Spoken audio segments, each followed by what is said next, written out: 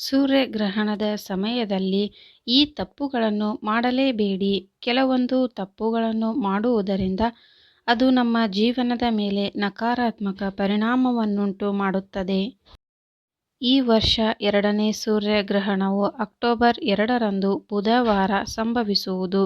ಸೂರ್ಯಗ್ರಹಣದ ಸಮಯದಲ್ಲಿ ಕೆಲವೊಂದು ತಪ್ಪುಗಳನ್ನು ಮಾಡುವುದರಿಂದ ಅದು ನಮ್ಮ ಜೀವನದ ಮೇಲೆ ನಕಾರಾತ್ಮಕ ಪರಿಣಾಮವನ್ನು ಉಂಟುಮಾಡುತ್ತದೆ. ಸೂರ್ಯಗ್ರಹಣದ ಸಮಯದಲ್ಲಿ ನಾವು ಯಾವ ತಪ್ಪುಗಳನ್ನು ಮಾಡಬಾರದು? ನಮ್ಮ ದಿನನಿತ್ಯದ ಬದುಕಿನಲ್ಲಿ ಸೂರ್ಯಗ್ರಹಣಕ್ಕೆ ವಿಶೇಷ ಪ್ರಾಮುಖ್ಯತೆ ನೀಡಲಾಗಿದೆ. ಈ ದಿನ ಕೆಲವು ಕಾರ್ಯಗಳನ್ನು ಮಾಡುವುದನ್ನು ನಿಷೇಧಿಸಲಾಗಿದೆ. 2024ರ ಎರಡನೇ ಸೂರ್ಯಗ್ರಹಣ ಅಕ್ಟೋಬರ್ 2ರಂದು ಸರ್ವ ಪಿತೃ ಅಮಾವಾಸ್ಯೆಯ ದಿನದಂದೇ ಸಂಭವಿಸಲಿದೆ.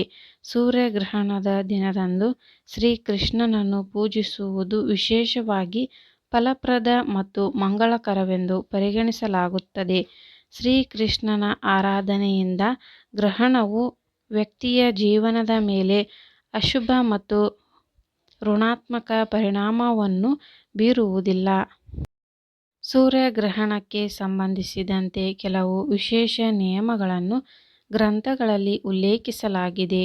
ಈ ನಿಯಮಗಳನ್ನು ಅನುಸರಿಸುವುದು ತುಂಬಾನೇ ಮುಖ್ಯವಾಗಿರುತ್ತದೆ. ಸೂರ್ಯಗ್ರಹಣದ ಸಮಯದಲ್ಲಿ ನಕಾರಾತ್ಮಕ ಪರಿಣಾಮಗಳನ್ನು ತಪ್ಪಿಸಲು ಯಾವ ಕ್ರಮಗಳನ್ನು ತೆಗೆದುಕೊಳ್ಳಬಹುದು?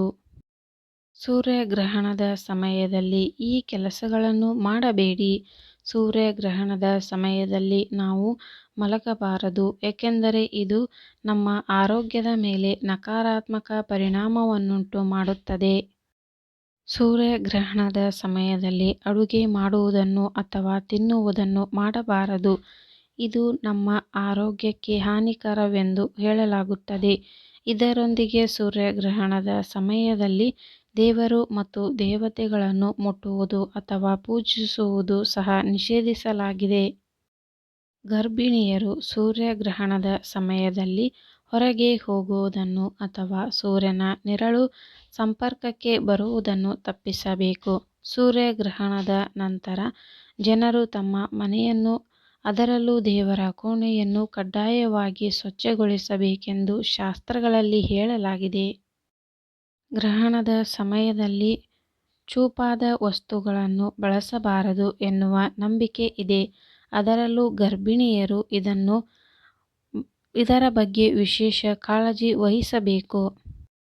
ಸೂರ್ಯಗ್ರಹಣ ಪ್ರಾರಂಭವಾಗುವ ಮೊದಲು ತುಳಸಿ ಎಲೆಗಳನ್ನು ಅಥವಾ ಗರಿಕೆಯನ್ನು ಆಹಾರ ಮತ್ತು ನೀರಿನಲ್ಲಿ ಹಾಕಿಡಬೇಕು. ಇದರಿಂದ ಸೂರ್ಯಗ್ರಹಣ ನಕಾರಾತ್ಮಕ ಕಿರಣಗಳು ಅವುಗಳ ಮೇಲೆ ಬೀಳುವುದಿಲ್ಲ.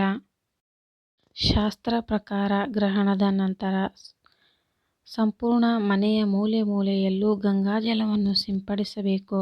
ಗ್ರಹಣದ ಸಮಯದಲ್ಲಿ ತೆರೆದ ಕಣ್ಣುಗಳಿಂದ ನೇರವಾಗಿ ಸೂರ್ಯನ ಕಿರಣಗಳನ್ನು ನೋಡಬಾರದು ಎಂದು ಹೇಳಲಾಗುತ್ತದೆ.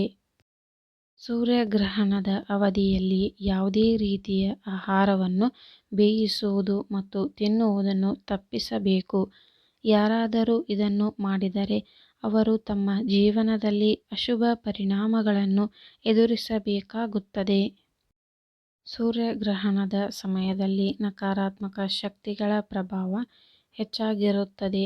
ಅಂತಹ ಪರಿಸ್ಥಿತಿಯಲ್ಲಿ ಗರ್ಭಿಣಿಯರು ಗ್ರಹಣದ ಸಮಯದಲ್ಲಿ ಸೂರ್ಯನನ್ನು ನೋಡುವುದನ್ನು ತಪ್ಪಿಸಬೇಕು. ಸೂರ್ಯಗ್ರಹಣದ ಸಮಯದಲ್ಲಿ ನಾವು ಈ ಎಲ್ಲ ತಪ್ಪುಗಳನ್ನು ಮಾಡುವುದರಿಂದ ಗ್ರಹಣದ ಅಶುಭ ಅಥವಾ ನಕಾರಾತ್ಮಕ ಪ್ರಭಾವವನ್ನು ಎದುರಿಸಬೇಕಾಗುತ್ತದೆ. ಇದು ನಮ್ಮ ಜೀವನದ ಮೇಲೆ ನಕಾರಾತ್ಮಕ ಪರಿಣಾಮವನ್ನು ಉಂಟುಮಾಡಬಹುದು.